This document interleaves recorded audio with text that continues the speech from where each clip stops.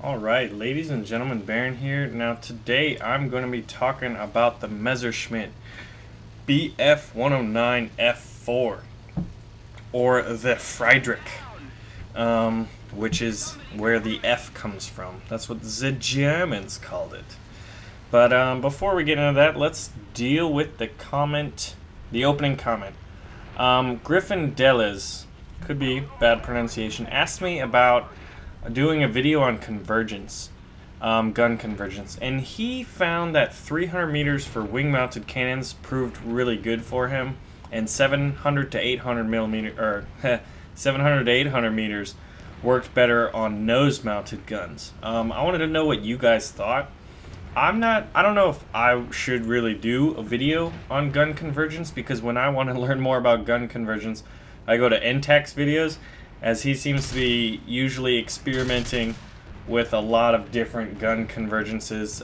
Just the other week, we were out in Ju-87 G2s and G1s, toting our 37mm cannons on a 50-meter gun convergence. And basically, when you fire those things, they like snake tongue. They just veer out into this like a V trajectory, which is pretty goofy, so you have to get in close. And actually, I use 300-meter gun convergence, and I'm using that right now, and that's kind of been what I've been using for the most part. And I found out about that from NTAC talking to me about his successes with 300-meter gun convergence. And Fly Daily also tends to use, I think, between 300 and 400 meters, so that seems to be the magic right now for me. But what do you guys think? I need to know what's the deal with this nose-mounted gun convergence. Have you guys experimented enough with it to find that for nose-mounted guns it works better to have a little further gun convergence? Anyway, so today we are covering the Bf.109F-4, or the ME-109 Messerschmitt. They are all referring to the same historic and infamous or nefarious aircraft, depending on who you were. The F variant, or the Friedrich, was regarded by most German pilots as the best handling of the Bf-109s. This thing could climb. It's not the best maneuver. It can't keep up with a Spitfire, but you can see me easily turning with the lugger that is the focke-wulf 190 A version, trying to outmaneuver me. Not today, son. Not today. Now, there was some debate within German pilots about one of the characteristics. Look at that. Yeah, now you stop maneuvering. And that was armament. A lot of people, German pilots, were either a fan of it or were not a fan of it. And I have a theory. I think if you were not accurate, you weren't very accurate, I think you would be a bigger fan of the weapon armament in the F4. And if you were more accurate, you may not have liked it as much. And that is because of this. You have two 7.92mm machine guns, both in the engine cowling, so they're synchronized and firing through the propeller arc, and right there you get a nice view of the little inlets. And then you have your 120mm cannon poking through the nose right there in front of the propeller. Now, with them all being in the nose, you can be, if you're going to hit a target, you're going to usually hit with all three of them, or have a much higher chance than if they're mounted on the wings. Furthermore, with the single cannon, you have 200 rounds per gun, or excuse me, just 200 rounds because you only have one gun. When you compare that to the Bf.109E3 or the Emil, it has two 20mm cannons, but they have 60 rounds per gun. So less rounds per gun, but more hitting power in a burst as a result of the two guns. So I think if you were more accurate, you would prefer the outlay of the 220s in the Emil version, or in some of the heavier Gs and Ks. But in this one, look at that snipe. I was rather proud of that. Yeah, I thought he was getting away, and I dinked him. But like, you can see me putting a lot of ammunition in a number of these aircraft. and I think that's just a result of it's not light firepower, but it's not heavy firepower, that is for sure. And at a, you know, a higher tiered plane like this, you know, I mean, you wish for a little more firepower. But this is kind of fun, flying through B-17 formations and just seeing all that anti-aircraft fire. I had a hard time keeping track of, like, is that enemies, friendlies trying to snipe this ME-410, or is that all of it coming from those B-17s? But yeah, so overall, great flying characteristics. The only thing this thing can't really do is low altitude turning, but this thing can climb. You can drop on enemies pretty good, and the only difference is the armament, you know.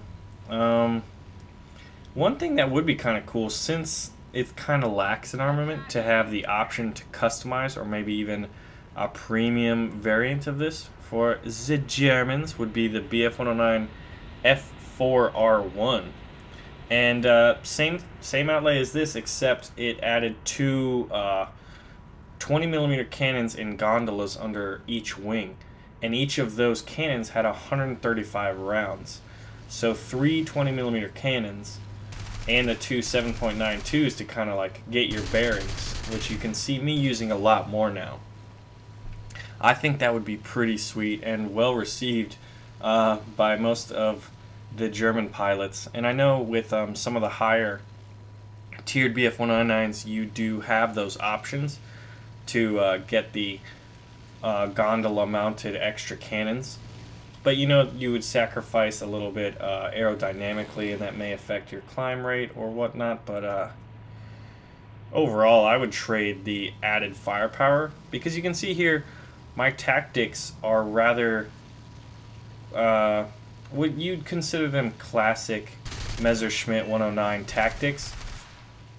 They could boom and zoom, and they would often, as a result of their superior ability to climb, they would drop on unsuspecting enemies. And I think the vast majority of my kills start with me dropping on an unsuspected enemy. Which, hey, I'm okay with that. Look at that. He survives that. It almost looked like a collision right there. But then he gets shot down. So overall, the armament could be better.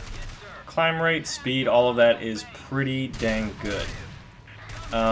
Being able to customize your weapons to have those two gondola mounted cannons would be pretty good. And the economy is pretty awesome. This thing enjoys a 460% boost to silver lines in historical and full reel, and a 160% boost to silver lines in arcade. So it's pretty dang good. Now, closing comment of the day comes from Parrish Nichols, and he's talking about some American planes that he wants to see: the F-7F Tiger Cat and the F-8F Bearcat. Those were the two that I'm really interested in seeing. The F-8F Bearcat, just because it's supposed to be a very maneuverable, higher tier, fast American plane. So that seems to kind of combine all the things you really want. Plus, it's toting 4 20mm cannons. Not bad. And then added maneuverability over some of the other heavier, slower planes like Corsairs and whatnot. It would be a nice change of pace in the American line. But I think the F-7F Bearcat would be a lot of fun. I don't know what it is. There's some charm about the twin-engine heavy fighter aircraft that I just really like. It'd be like the XP-50, but better. Alright, I'm Baron. Hope you enjoyed this, and I'll catch y'all next time. We're just overlapping our gunfire even more. 0.06 miles away right now. Here we it go. says you're point 12. Coming in hot. Going hot. Switching to gun view.